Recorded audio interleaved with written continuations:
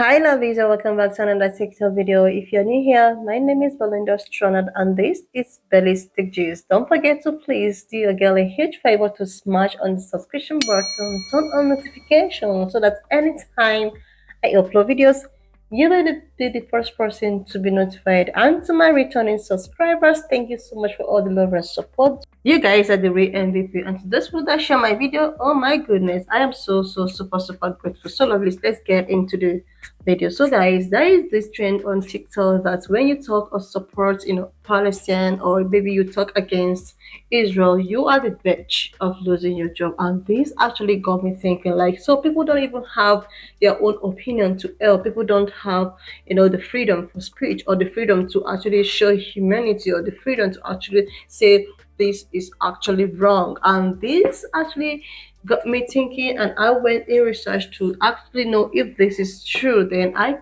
to find out that there are a lot of people that have been losing their job, especially this woman who happens to be a TV presenter, and her own actually got me upset, guys. I'm just gonna roll her clip as well as all the stitches I was able to put together, guys. Please leave me your own thoughts in the comment section of what you think of this video, and don't forget that this channel does not support any form of violence. We're just here for educational purposes, guys. And by the end of this video, I'll be leaving my own thoughts. Like, we are on a freedom of speech. All right, lovelies, let's get into the video. This right here is a journalist by the name of Yara Jamal. She was employed by CTV News, Canada's biggest news network worth over $100 billion.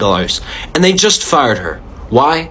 Because she organized a pro-Palestine protest and called out Zionism in her own free time. Let's talk about it. You may remember that last week CTV News was exposed by their own journalists for harassing Palestinians, banning the word Palestine in all of their news coverage, banning coverage of any protest that called for a ceasefire or any messages that called for a ceasefire, and not airing Palestinians who were critical of Israel. So when Yara organized a pro-Palestine protest in her own free time, you betcha CTV News was not going to let that slide. While at her rally, she was asked the question by somebody, can Jews exist in a free Palestine? To which she replied, yes, Jews can exist, but the Zionist ideology cannot. Which I think is perfectly reasonable. If we even look back to 1937, there was something called the King-Crane Commission by the United States to do an analysis on the Middle East, and they declared at the end of the report that Zionism meant that the Palestinian people could not exist. Zionism and Palestinians cannot coexist. End of story. This is not a hot take.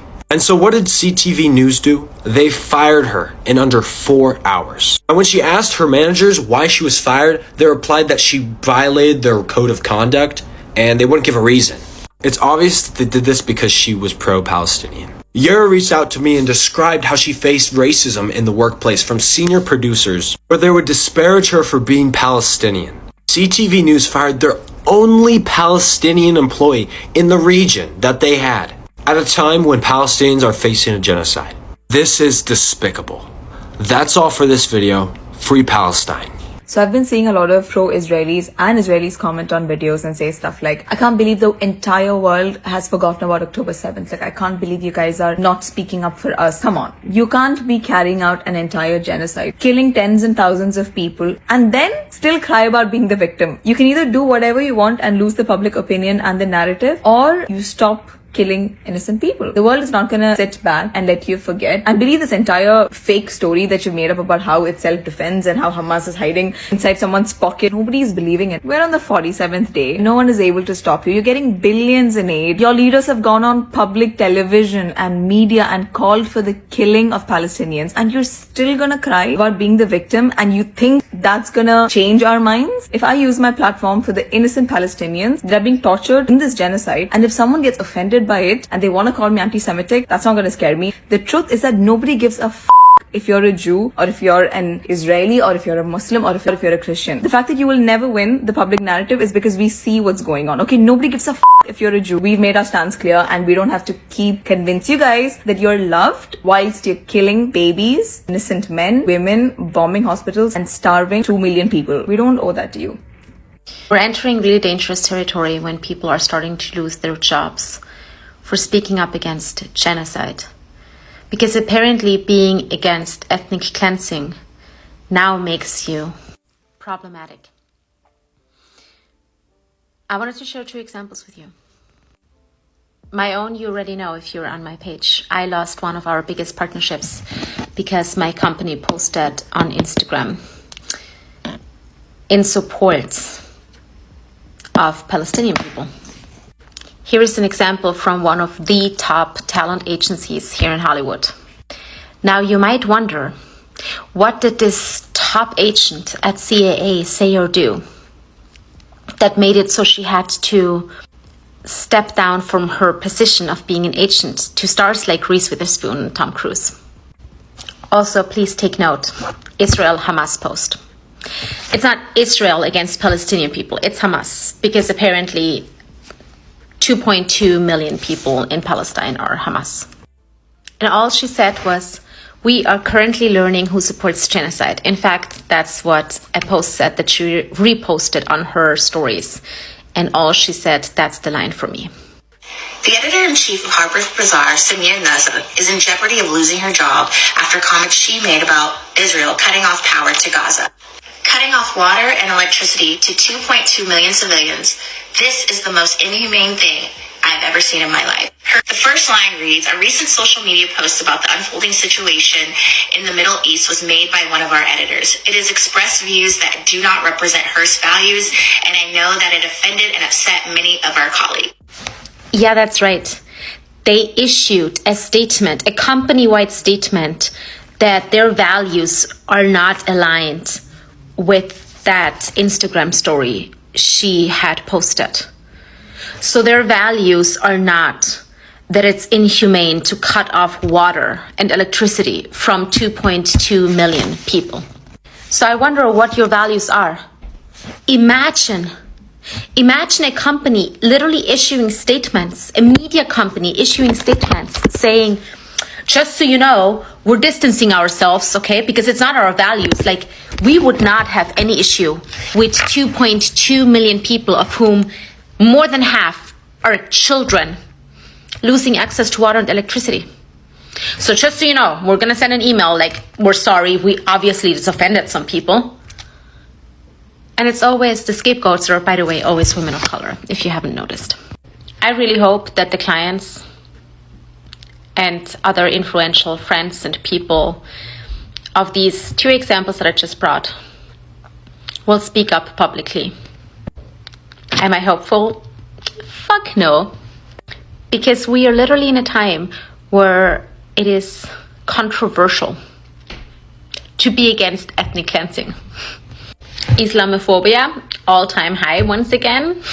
Good times in this country. That's not a problem though. No one gives a shit. It's brown people, right? No one gives a fuck. So you're good with that. I can't stress enough that it is really crucial to remember during these times who stayed silent and who spoke up. And who stayed silent watching that happen. Watching people lose their livelihood because they spoke up against genocide. For me as a human, there is absolutely nothing else I need to know about another person than that.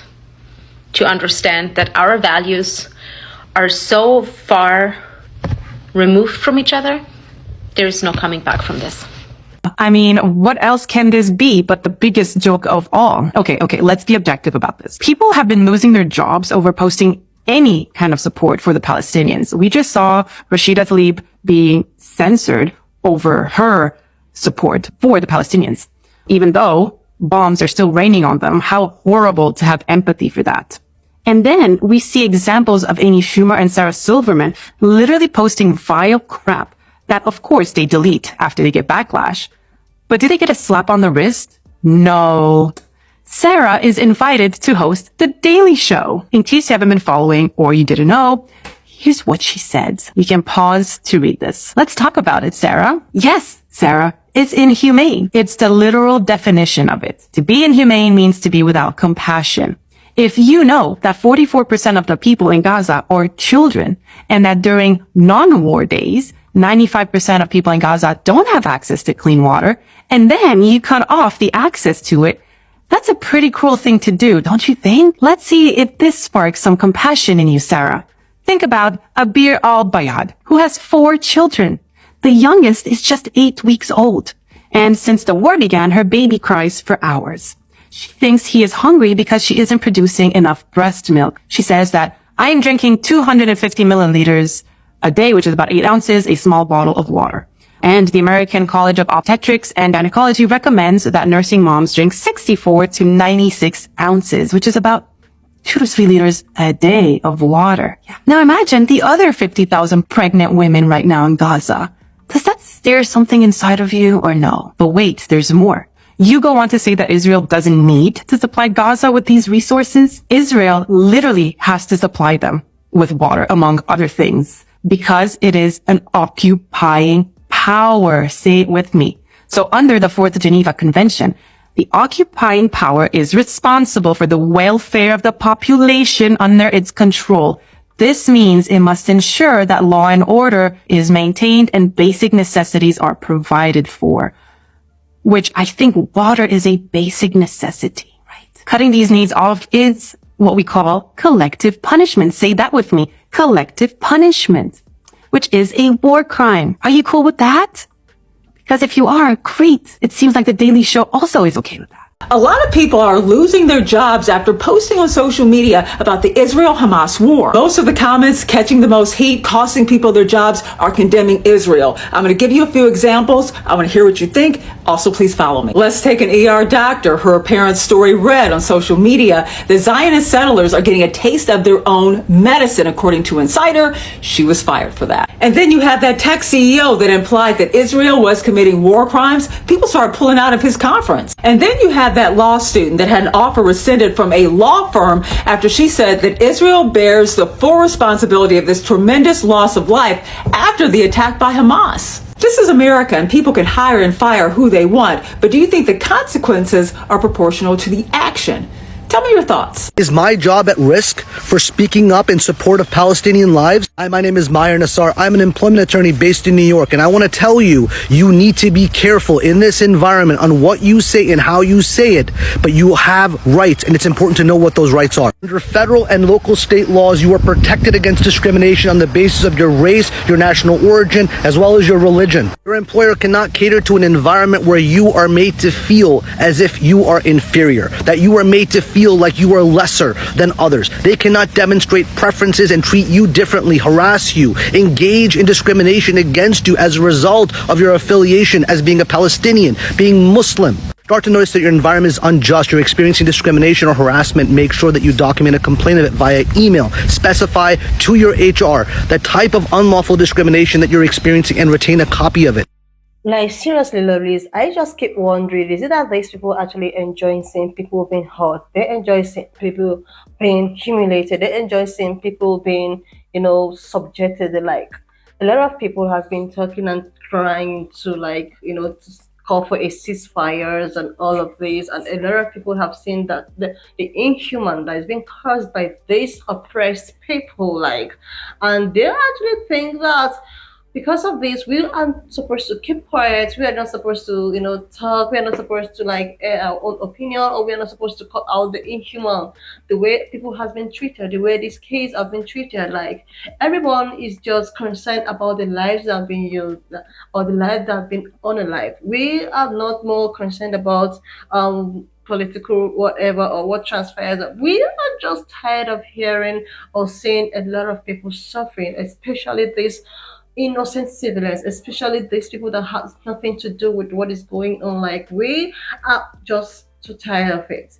Like, calling up the ceasefire doesn't mean that we support war. We support what is, we just want peace to reign, because there is a lot of things that have to be put into consideration in times of people, in terms of these people, these harmless, or these people that can't even defend themselves. Like, they need a ceasefire for them to survive. Like, so you coming out to speak how you feel, or to tell your own, the way you feel, is not a problem. It's not a problem that you get to be fired from work. You are now at risk of losing your job, or because you decided to like speak or stand up for the truth, or because you decided to show your own innermost compassion, or because you felt that okay, what this thing or what these people are doing to these oppressed people are actually wrong. And now you people are trying to come and tell us that okay, why is it that no one is talking about what actually happened in October? Like, okay, something like this happening in October and you guys retaliated, but you guys are not taking this too far by trying to hurt people that didn't even hurt you, like the constant.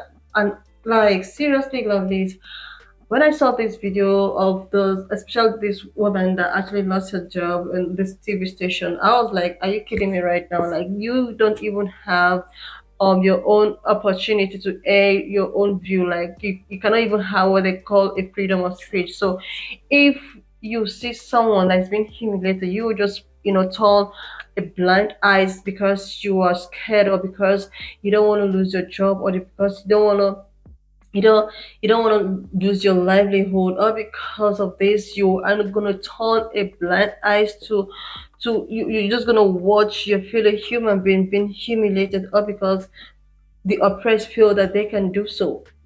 Like, this is not right at all in the eyes of God, in the eyes of everyone. Like, you people are there talking about okay, people don't talk about how these people attacked. You guys are the oppressors, and you are now feeling as if you are the victims. Like, how is this even possible? You own everything, you own the government, the money, the equipment, everything. Now you are not feeling as if you are the you are now the oppressed, like you are now the victim. Like, how is it possible? Like, how is it possible that the oppressors are now feeling to be oppressed? Like, this.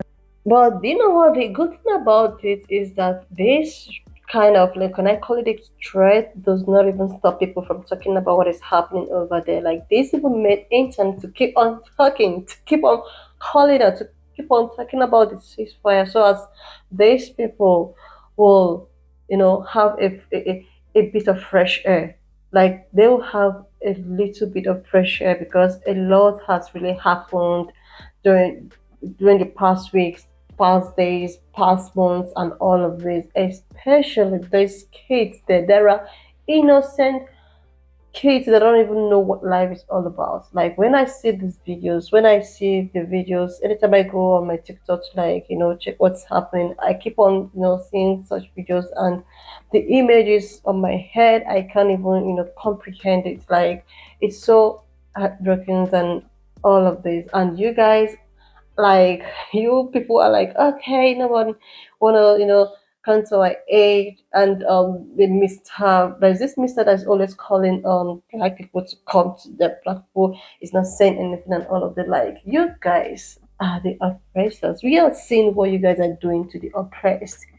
We are seeing everything, but you guys you guys keep on trying to propaganda so many things, trying to do something, and want to blame it on a particular individual. Like, guys, I'm actually watching my words, because as it is, there are so many things that you guys wouldn't say because of what is actually happening. So, guys, why not just leave me your own thoughts in the comment section of what you think of this video? And do not forget that this channel does not support any form of violence. We are just here for educational purposes, informational purposes, guys. So why not share this video, subscribe if you've not done that, leave me your own thoughts in the comment section, and I will see you lovelies when I upload my next